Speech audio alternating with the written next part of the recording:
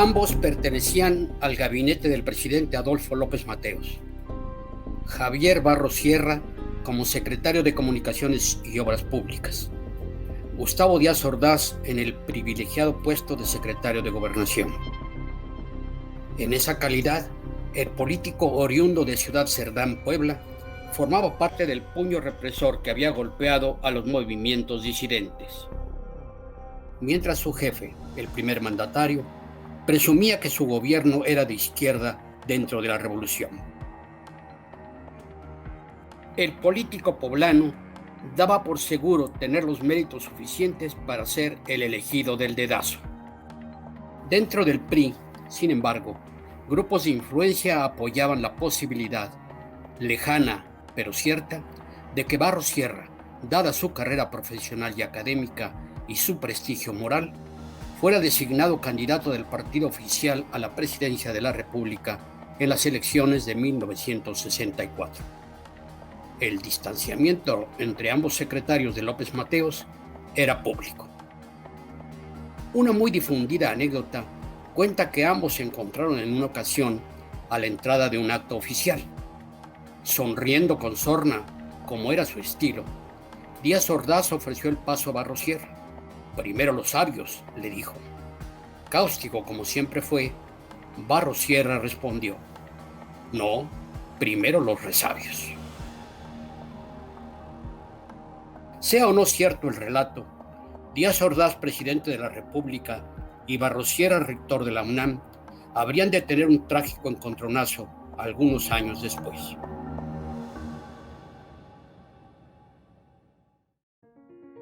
Nieto del educador e historiador Justo Sierra Méndez, uno de los grandes intelectuales mexicanos del siglo XIX y fundador de la casa de estudios de la que fue rector, Barros Sierra nació en la Ciudad de México en 1915 y fue universitario de prosapia, origen, trayectoria académica y corazón. Estudió en la Escuela Nacional Preparatoria, hizo la carrera de ingeniero civil en la entonces Escuela Nacional de Ingeniería y la maestría en matemáticas en la Facultad de Ciencias. Durante 30 años fue maestro de ingeniería y breve pero sustantivamente fue director de la ya entonces facultad, antes de aceptar la invitación de López Mateos para ser el titular de la llamada SCOP. En los 50 participó en la fundación de la firma constructora Ingenieros Civiles Asociados, conocida como ICA, que tuvo participación en el consorcio encargado por el gobierno del diseño y erección de Ciudad Universitaria. Para evitar un conflicto de interés, renunció a ICA al ser nombrado secretario de Comunicaciones y Obras Públicas.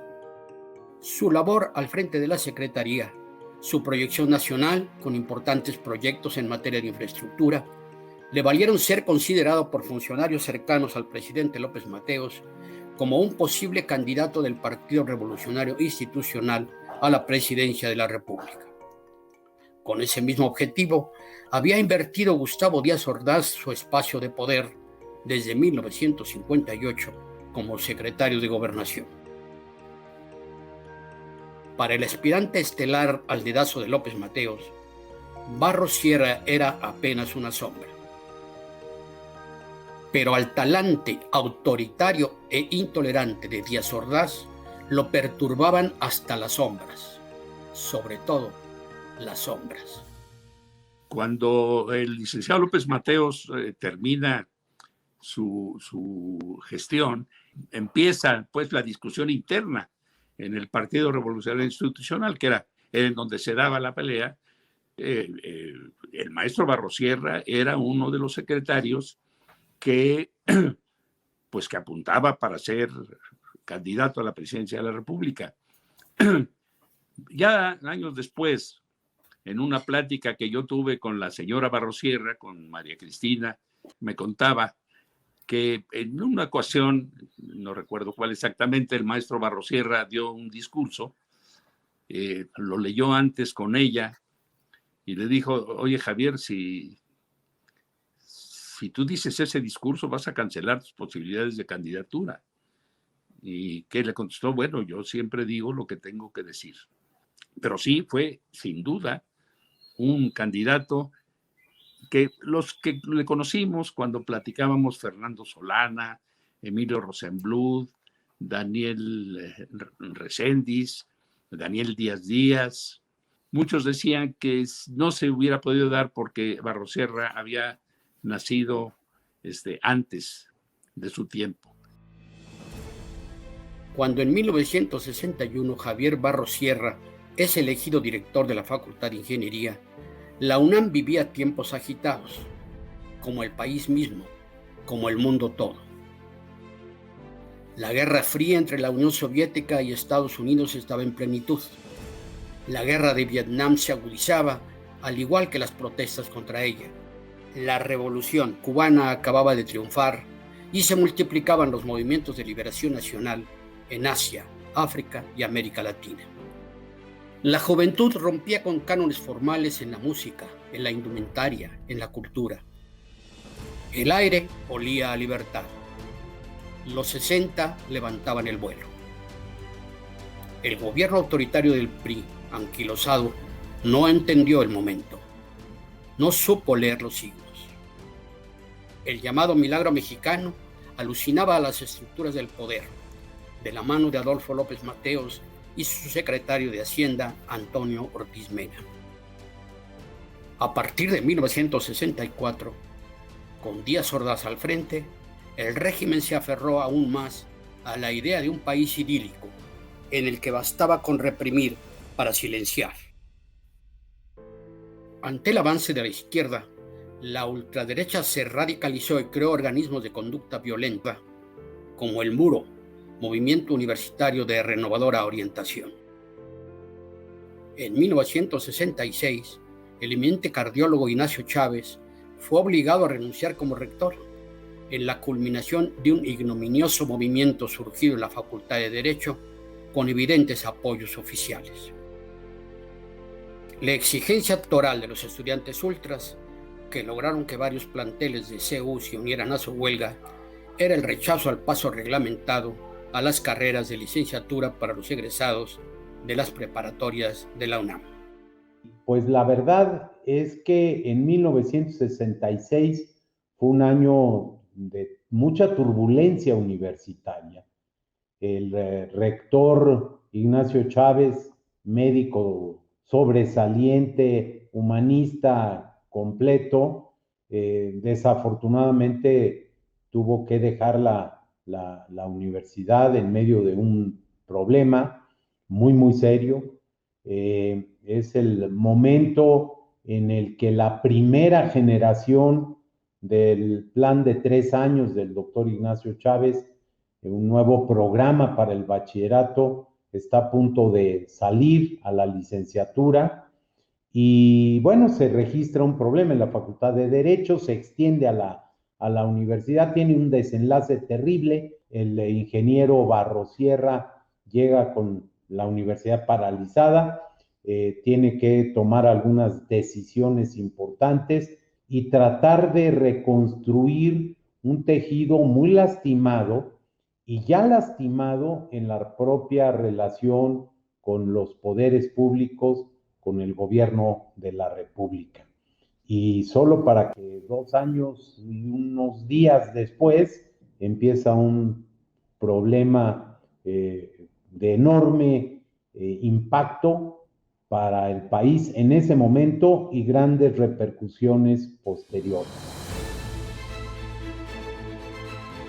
La Junta de Gobierno de la UNAM designó al ingeniero Barrosierra como sucesor de Ignacio Chávez. Tomó posesión como rector en un acto fuera de la rectoría el 21 de noviembre de 1966.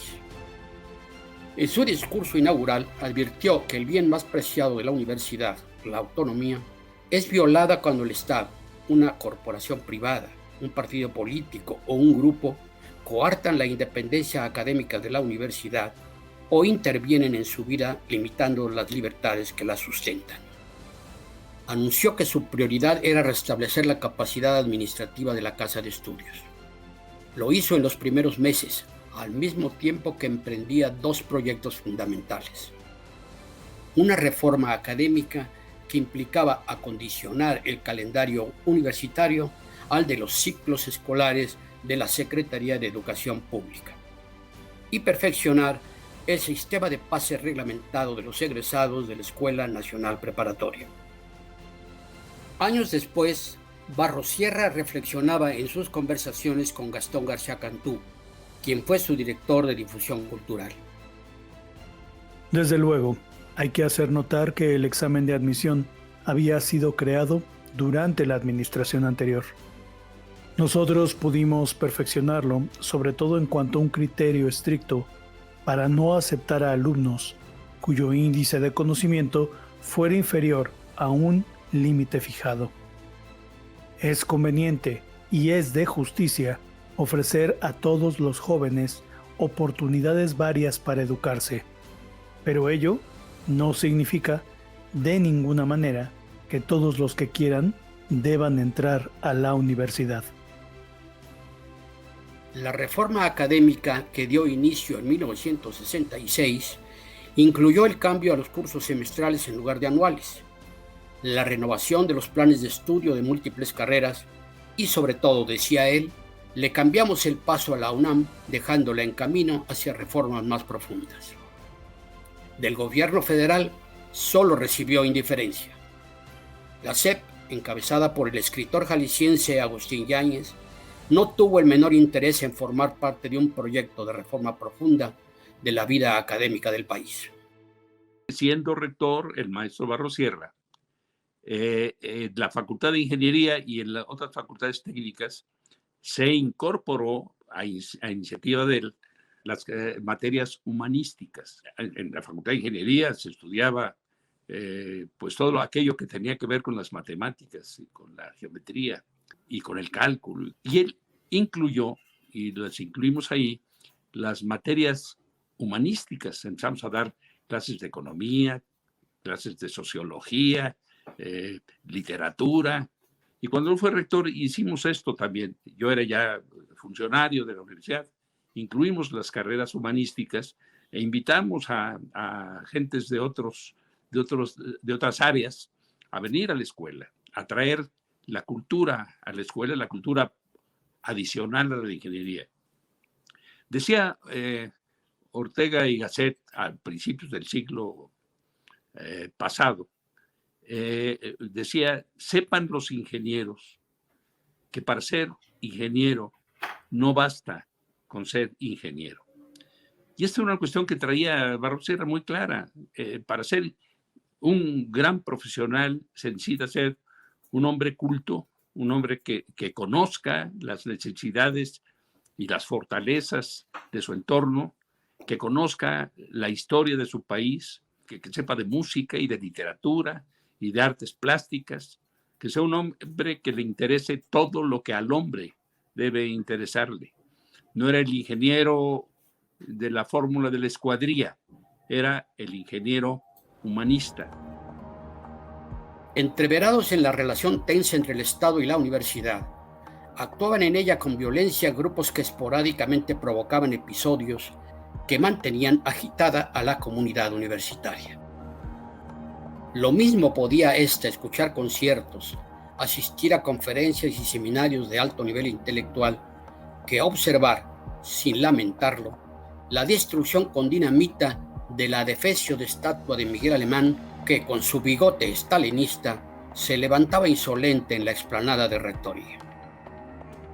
En el inicio de 1968 aparecieron en el horizonte los barruntos de la tormenta que venía.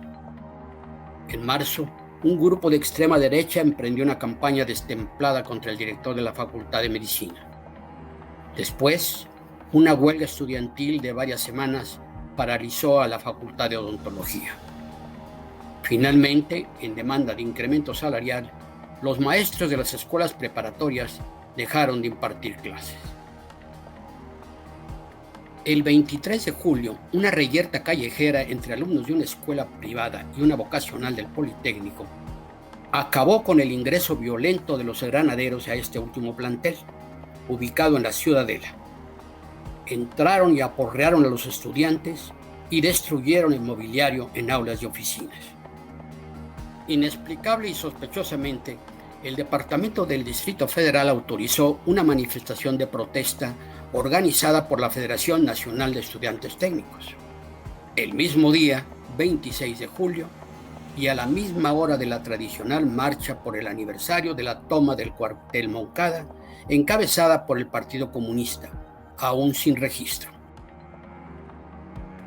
Resultaba previsible que ocurriera lo que ocurrió: violencia callejera, represión policíaca y detención arbitraria tanto de jóvenes estudiantes como de líderes del Partido Comunista que habían participado en la celebración procubana.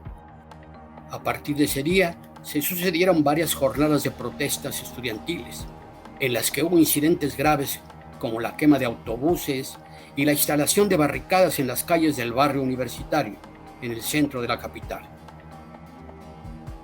Largas noches de enfrentamiento entre jóvenes y policías culminaron el 29 de julio con la intervención de tropas del ejército y con el bazucazo que partió en pedazos la histórica puerta del edificio de San Ildefonso, que alojaba al plantel de la Preparatoria 1.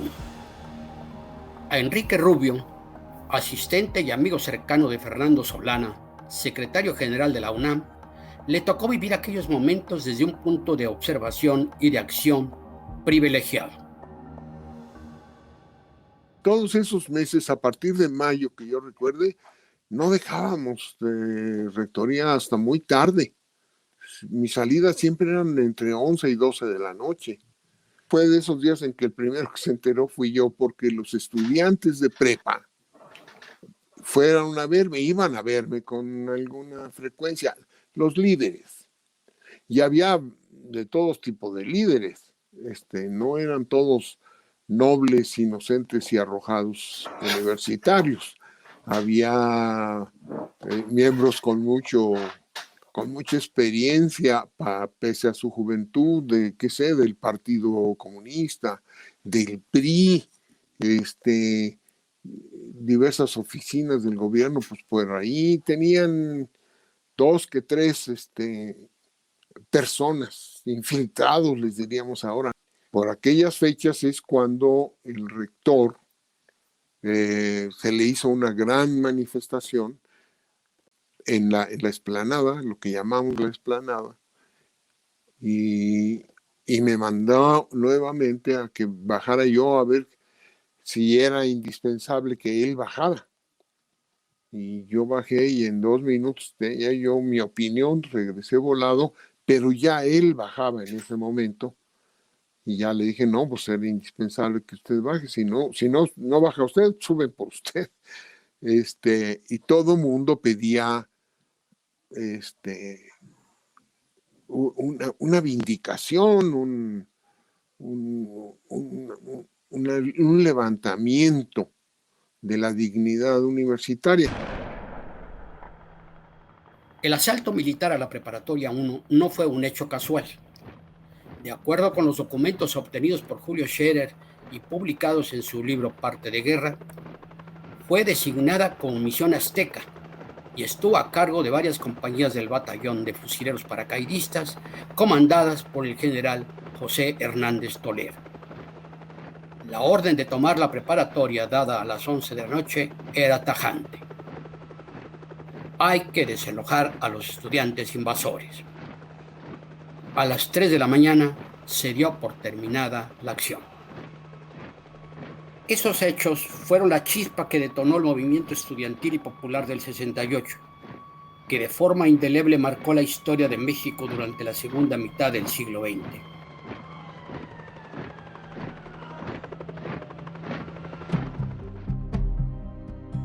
Aunque fue al día siguiente, con el acto en el que el rector Barrosierra izó la bandera a media asta en la explanada de rectoría de CEU, cuando la comunidad universitaria comprendió el momento crítico que empezaba a vivir. Narra Carlos Monsiváis.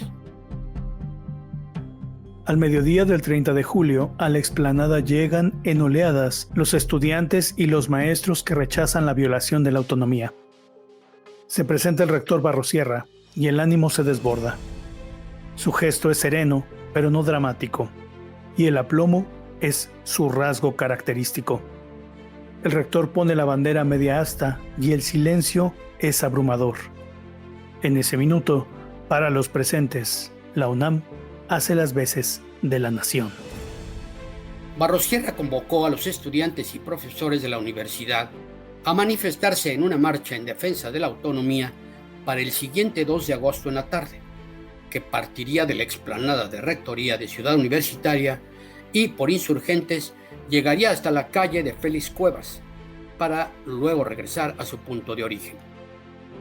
Antes de emprender la marcha, Barrosierra dijo un pequeño discurso.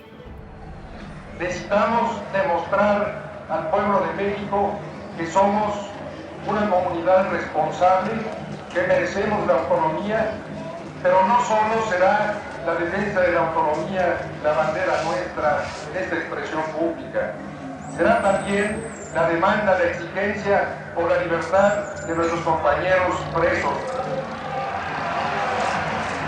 Sin ánimo de exagerar, podemos decir que se juegan en esta jornada no solo los destinos de la universidad y del Politécnico, sino las causas más importantes, más entrañables para el pueblo de México.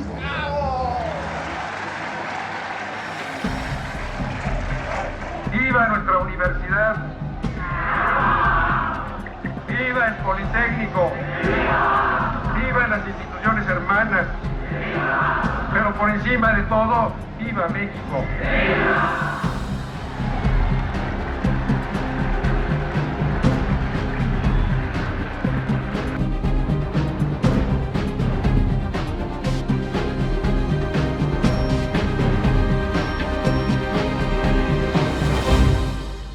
Estudiantes del Politécnico se unieron a los miles de universitarios que participaron en lo que se conoció como la manifestación del rector, a cuyo frente desfilaban Barrosierra y Fernando Solana, acompañados por Pablo González Casanova. Se supo que el director del Instituto Politécnico Nacional, Guillermo Massieu, rechazó formar parte de la protesta, no obstante la agresión de los granaderos a la Vocacional 5. Se anunció como una marcha que llegaría hasta Quevedo. Y de ahí de regreso. Pero sabíamos que había muchos grupos que querían ir al Zócalo. Entonces nos dimos ese margen de ir desde Rectoría y llegado el momento seguir hasta Félix Cuevas, resistiendo las presiones de los que querían, francamente, en provocación, llegar al Zócalo. Entonces, la vuelta a Félix Cuevas fue una vuelta planeada, en el sentido de que hubo personas con cuerdas para obligar a que se diera vuelta, porque si no había los líderes que, insisto, provocaban y querían ir al Zócalo. Y durante la marcha, el rector en algún momento me llamó y me dijo, oiga, licenciado, ¿por qué no va? Se adelanta y me dice dónde está el ejército. Y encontré que el ejército estaba en la glorieta del Manacar, o sea, antes de Félix Cuevas. Regresé y le dije al rector, sucede esto. Y me dijo, le voy a pedir un favor. Y ya estaba preparado porque sacó de su bolsillo, de su saco, una tarjeta. Me dijo, por favor, marque este número y hable con el licenciado Rodolfo González Guevara, que era el secretario de gobierno del Distrito Federal. Pues lo hice. Por cierto, hablé de Liverpool, ahí pedí un teléfono y me lo prestaron volando. Y hablé y contestó don Rodolfo, como siempre fue, por cierto, un hombre muy controlado, de voz inclusive apacible.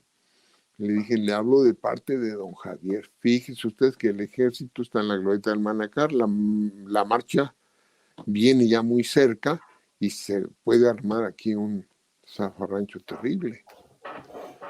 Dice, pues le voy a pedir yo a usted un favor. Vaya, por favor, con el destacamento y dígales de mi nombre que se retiren hasta los globos. Tal cual, y ahí te voy, ya ni siquiera regresé con el rector. Y ahí llegué, porque era un coronel, el jefe del destacamento. Y le dije, vengo de parte de don Rodolfo González Guevara, el secretario de gobierno del Distrito Federal, y le pide a usted que por favor retire sus tropas hasta los globos, que ya estaba después de Félix Cuevas. Traté de ser lo más gentil y esmerado con el coronel, y eso me funcionó porque se descontroló mucho. Entonces ya pidió, entonces no había, no digan celulares, no había nada más que un radio de esos que tenía el ejército, y le dijo, a ver, comuníqueme al departamento del Distrito Federal. Y ahí hacía sus esfuerzos el operador del radio y tardaba. Entonces le dije, oigan, muchachos, están a una cuadra de aquí, si los llegan a ver, nomás con que los lleguen a ver, se va a armar aquí la grande. Me miró, me hizo gesto de no mucho agrado y dijo, vámonos. Y se retiraron a los globos. Entonces ya regresé con don Javier, le dije, pasó todo esto. Ah, pues qué bueno. Y entonces a dar la vuelta a Félix Cuevas, a como diera lugar.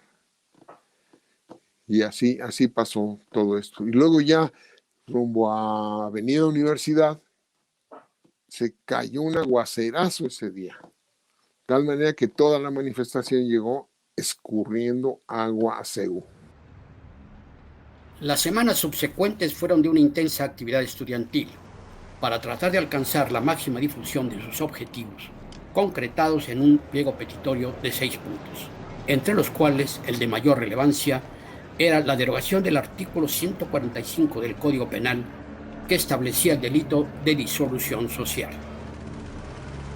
Los comités de huelga de cada plantel eligieron a sus representantes en el Consejo Nacional de Huelga, que adquirió un protagonismo relevante que contrastaba con la ausencia de interlocutor por la parte del gobierno. Los estudiantes se organizaban en brigadas de propaganda para repartir volantes y folletos y brigadas de boteo para recaudar fondos. Sus integrantes recorrían las calles de la ciudad y con frecuencia eran reprimidos por agentes policíacos y muchos de ellos aprehendidos. Comisarías y cárceles de la ciudad fueron llenándose de brigadistas. De pronto, el solo tener facha de estudiante era un riesgo ante la autoridad.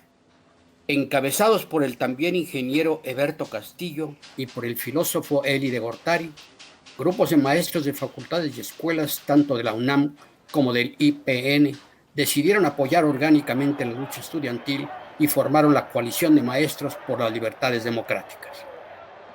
Más allá de los detalles de su pliego petitorio, lo que el Consejo Nacional de Huelga pedía era la apertura y que el gobierno federal y el propio presidente de la República aceptaran entablar un diálogo con los estudiantes. El rechazo de las autoridades fue rotundo y reiterado. Paralelamente, el movimiento estudiantil enfrentaba un obstáculo adicional: el trato de los medios de comunicación a las actividades y declaraciones de sus líderes. De manera casi masiva, periódicos y noticiarios de radio y televisión tergiversaban los hechos y proclamaban el carácter subversivo del movimiento, y aún el hecho de que, como sostenían funcionarios gubernamentales, se trataba de una conjura para deponer al régimen e implantar uno de tipo comunista. De las gigantescas manifestaciones realizadas por los estudiantes durante el mes de agosto, brotó el grito infamante a su paso por enfrente de las redacciones de los periódicos capitalinos: ¡prensa vendida! ¡Prensa vendida! Una cosa eran los editores, autores del enfoque de las primeras planas, y otra la componían muchos reporteros y fotógrafos que trataban de cumplir su trabajo, cubriendo marchas, mítines relámpago de las brigadas, asambleas, posicionamientos, conferencias de prensa de los líderes del CNH. De los reporteros yo tengo una serie de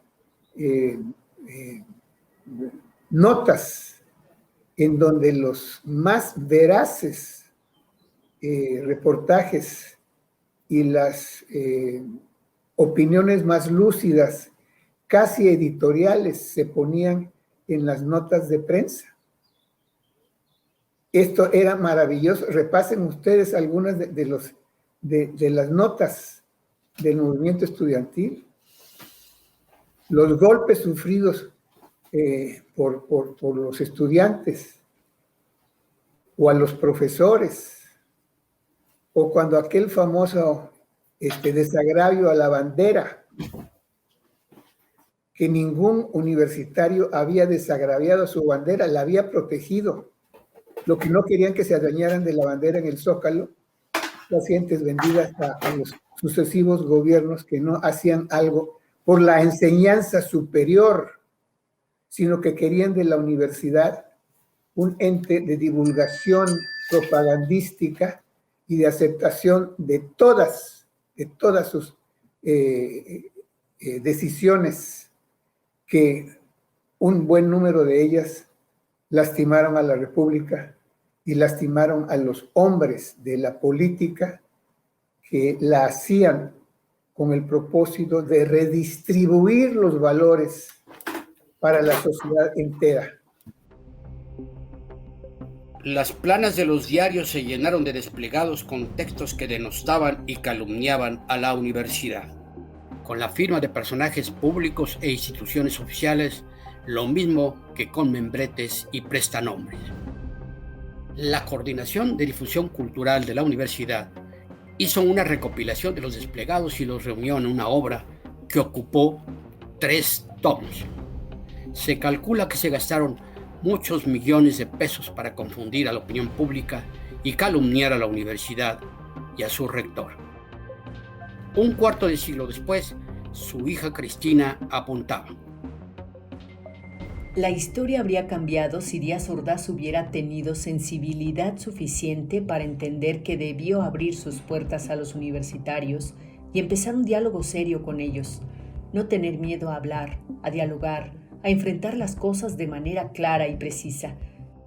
Esto es lo que pensaba mi padre, y por su relación con Díaz Ordaz, que nunca había sido buena, se había tornado tensa.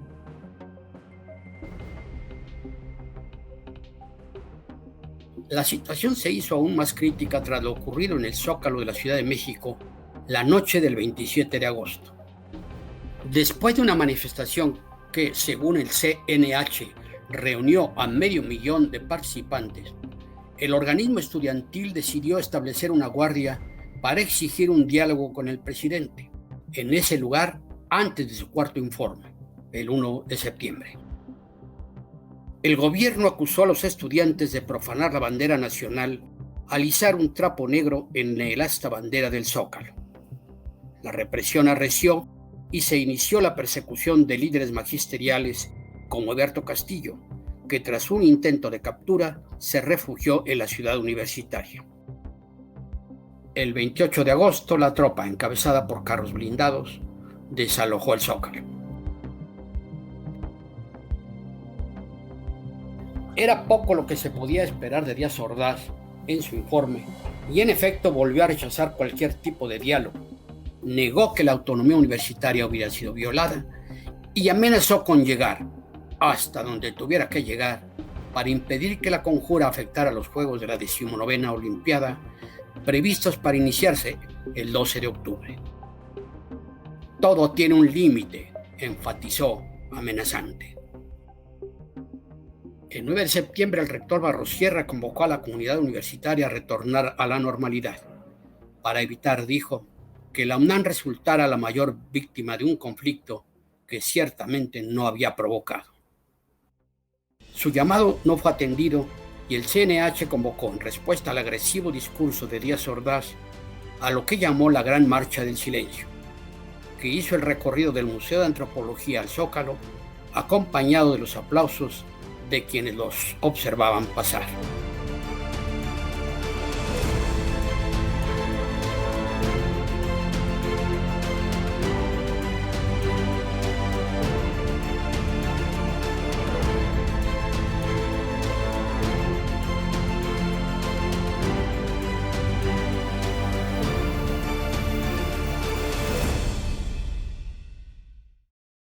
El 18 de septiembre, el general Hernández Toledo emitió la orden de ocupar Ciudad Universitaria, con particular énfasis en algunos planteles y en el auditorio de medicina, donde el ejército sabía que estaba reunido el Consejo Nacional de Huelga. A las 10 de la noche, la tropa formada por varias compañías de fusileros paracaidistas, guardias presidenciales y policías militares ingresaron al campus. Un número incalculable de estudiantes, profesores y trabajadores es capturado. Y esa noche ya estábamos agotados, pues era de todo, llevamos todo el año ahí de trajín. Y por allí de las, ¿qué serán? Las entre 9 y 10, si mal no recuerdo, fui a ver a su oficina, Fernando, que estábamos en el mismo piso, el 5º piso. Y le dije, bueno, ¿qué hacemos? Dijo, no, pues yo creo que ya nos vamos, ¿no? Le dijo, pues se siente muy raro, pero pues sí, vámonos. Y nos fuimos. Y después de meses y meses fui al cine. Y al salir del cine algo me preocupaba y hablé a mi oficina, no contestó nadie. Hablé a alguna otra oficina de CU, no contestó nadie. Entonces hablé a Excelsior. Licenciado, ¿qué no sabe usted? No sé qué. Entró el ejército a CU, no me diga, le digo, pues muchas gracias por la información y le cuelgo, hasta luego. Y salí volado y fui a casa de don Javier. Allí estaba Fernando Solana y 5 o 6 personas más. Pues todos lamentando y todos en la sorpresa y el enojo y en fin, todo lo que significaba que hubieran metido al ejército. El anuncio me llegó cuando le fui a decir a Julio Scherer, ¿por qué este editorialista señala en tu periódico, señor don Julio, de todo mi cariño, que la universidad es la peor universidad del mundo? Me iba a responder cuando entra Viale, Emilio Viale, con un boletín de las Fuerzas Armadas. Jefe, que dicen que ya, y me ve, como era cercano amigo mío, nada más le tira el parte de la defensa a Scherer, que lo ve, y dice una palabra Scherer, la palabra que comienza con C, pero que es muy altisonante y muy pertinente. Entonces yo tomo aquello del escritorio de Julio, me lo llevo y bajé a hacer el telefonazo a Ciudad Universitaria. Encontré que estaba Gastón García Cantú a esa hora, que serían las 7:30 o 4 para las 8 de la noche. Y hablé con él. Mis palabras fueron, ya van, maestro García Cantú, avise, espérame un momento, marca un teléfono. Me dicen que nos veamos en la casa de él. Se trataba del ingeniero Barros. No voy a poder llegar porque tengo que ir a firmar mis archivos, porque toda la información del movimiento estudiantil la tengo yo allí directamente reporteada por los 9 o 10 reporteros que tengo, maestro. Me largué a la Ciudad Universitaria, entro a mi oficina y ahí estaba el especialista en toma de universidades, un general de cuyo nombre no quiero acordar. Ya luego me subieron en un camión y encontré en el camión a Eduardo Mata, subdirector de la Orquesta Sinfónica, subidos en ese camión, medio destartalado. Nos llevaron por una ruta interminable hacia Lecumberri y nos encerraron en la crujía K. Contrariamente a lo que ocurrió en Rectoría, en el auditorio de la Facultad de Medicina se supo con anticipación suficiente que el ejército se dirigía a Ciudad Universitaria.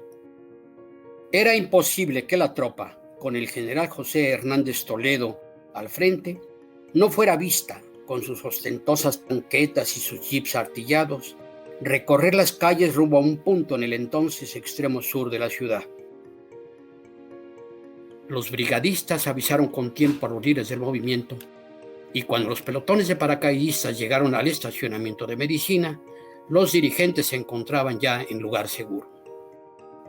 Lo que era el objetivo explícito del secretario de la Defensa Nacional, general Marcelino García Barragán, se había frustrado. Barrosierra emitió una declaración escueta. La ocupación militar de Ciudad Universitaria era un acto de fuerza que la UNAM no se merecía.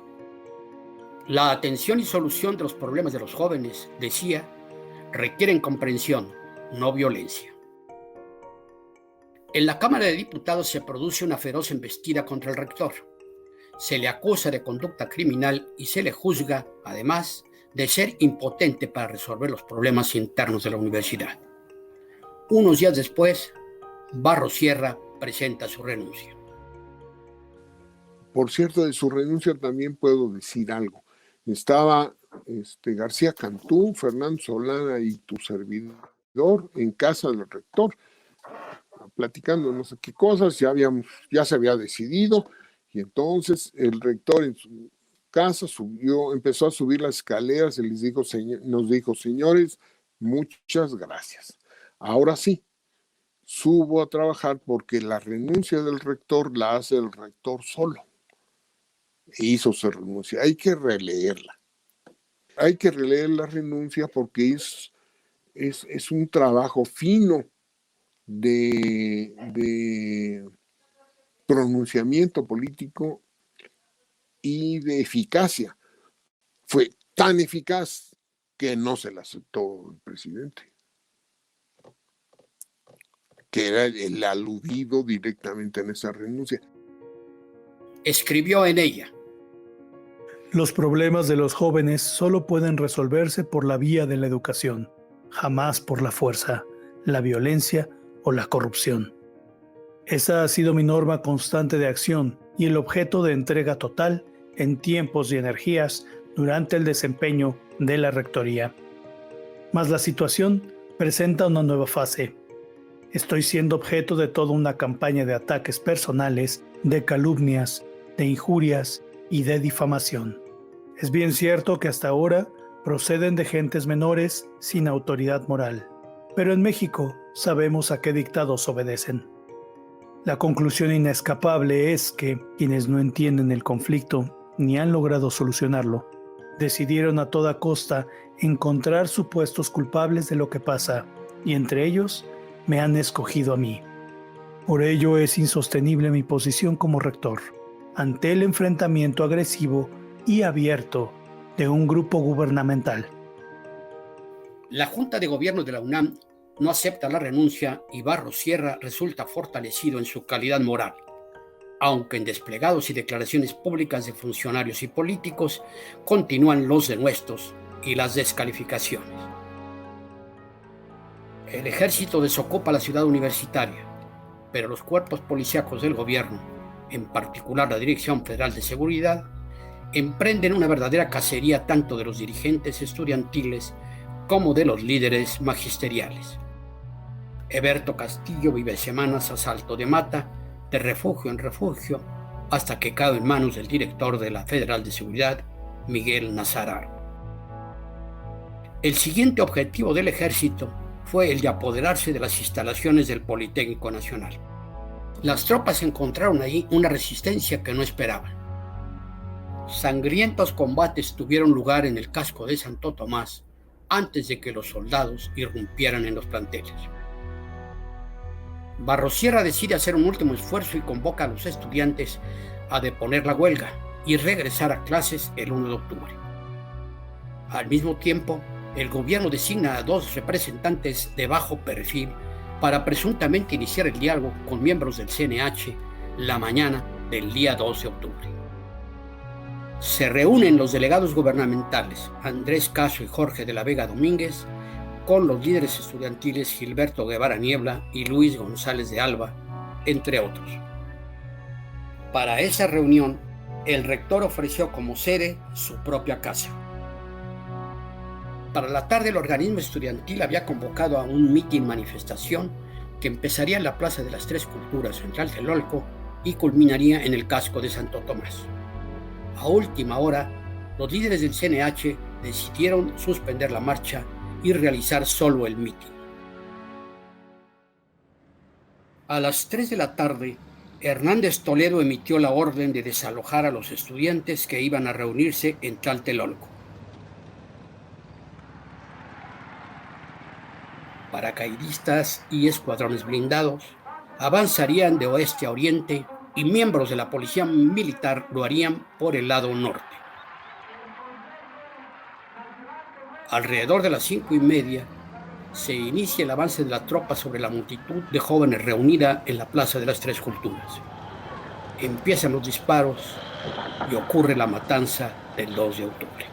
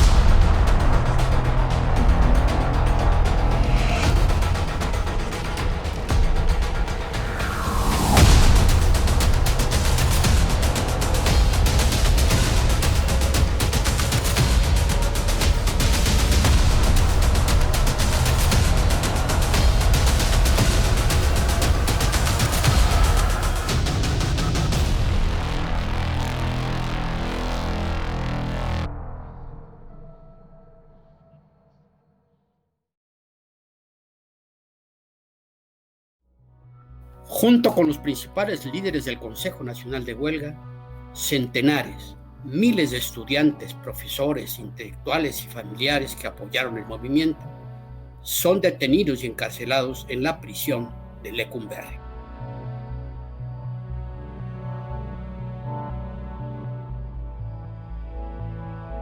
El mundo conoció el verdadero milagro mexicano, un gobierno sanguinario y un país que, 10 días después de la matanza, veía con entusiasmo la inauguración de los Juegos Olímpicos, nada menos que en el Estadio Olímpico de la ciudad universitaria.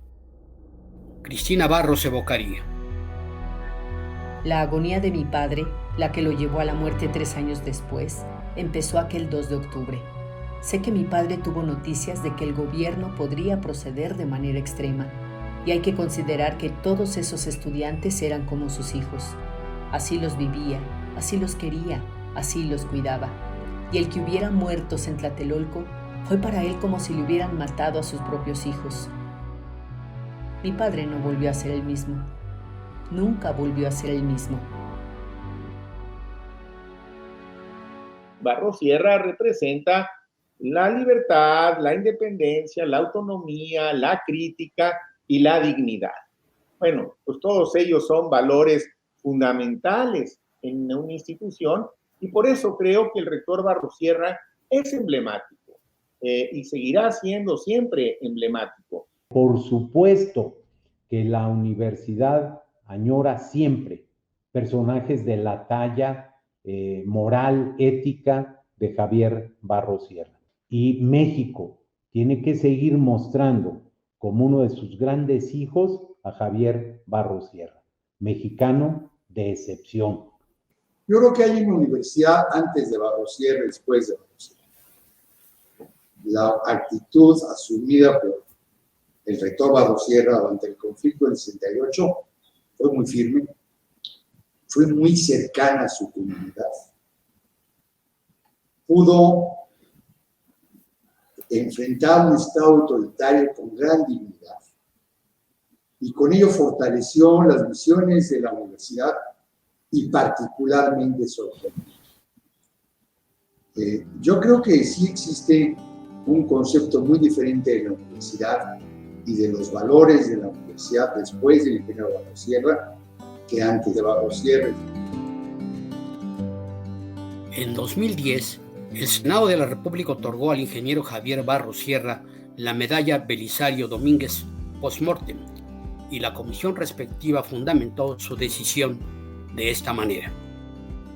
Con vehemencia, con distinción y gran dignidad y espíritu universitario, el maestro, ingeniero y rector Javier Barros Sierra defendió la autonomía universitaria, propiciando el diálogo y la conciliación en un tiempo en que la pluralidad y las distintas expresiones de la sociedad y de los jóvenes encontraban pocos espacios de realización.